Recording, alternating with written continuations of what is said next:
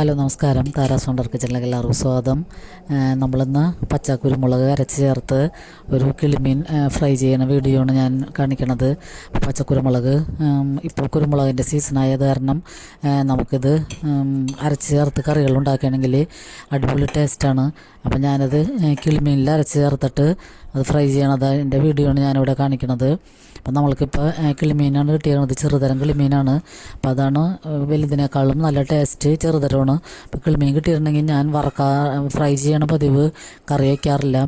അപ്പോൾ ഈ കിളിമീൻ നമുക്ക് വെട്ടി കഴുകി ക്ലീനാക്കിയിട്ട് എടുത്തുകൊണ്ട് വരാം. അപ്പം ഞാനതിലേക്ക് നന്നായിട്ട് വരഞ്ഞിട്ടിട്ടുണ്ട്. അപ്പോൾ ഈ വരയിലേക്ക് നമ്മൾ ഈ കുരുമുളകിൻ്റെയൊക്കെ മിക്സ് ചേർക്കുമ്പോഴാണ്, ഫ്രൈ ചെയ്യുമ്പോഴാണ് കൂടുതൽ ടേസ്റ്റ് ആവണത്. അപ്പോൾ നമുക്ക് ഈ കുരുമുളക് ഇതിൻ്റെ തണ്ടിൽ നിന്ന് അടർത്തിയെടുത്തതിന് ശേഷം നന്നായിട്ട് കഴുകിയെടുക്കണം. അപ്പോൾ അതിൻ്റെ ഉള്ളിൽ ചെറു പ്രാണികളോ മാറാമ്പലോ ഒക്കെ ഉണ്ടെങ്കിൽ അതൊക്കെ കളഞ്ഞതിന് ശേഷം നമുക്ക് ഈ കുരുമുളകും വെളുത്തുള്ളിയും കൂടിയാണ് ഞാനിവിടെ അടിച്ചെടുക്കുന്നത്. ഇതിൽ ഞാൻ കറിവേപ്പിലോ പച്ചമുളകോ ഒന്നും ചേർക്കണില്ല.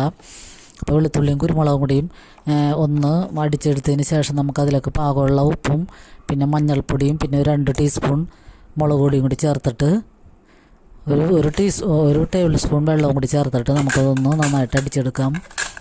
ഈ കുരുമുളകിൻ്റെയും വെളുത്തുള്ളിയുടെയൊക്കെ ഫ്ലേവർ മീനിലേക്ക് നമ്മൾ ചേർക്കുമ്പോൾ നല്ല അടിപൊളി ടേസ്റ്റും നല്ല മണമായിരിക്കും.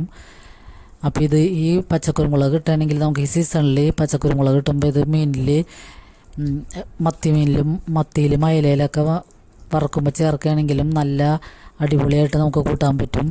പിന്നെ നമ്മൾ ഇപ്പോൾ കുരുമുളക് മാത്രം ചതച്ച് ചേർത്തിട്ട് പച്ചമുളകും കുരുമുളകും ഉള്ളിയൊക്കെ മാത്രം ചതച്ച് ചേർത്ത് മുളക് പൊടി ഇടാതെ മീൻ വറ്റിക്കുകയാണെങ്കിലും നല്ലതാണ്. വയറിനൊക്കെ ഏറ്റവും നല്ല സാധനമാണ് ഈ പച്ചക്കുരുമുളകും അല്ലെങ്കിൽ കുരുമുളക് ഫ്രൈ ആയതും.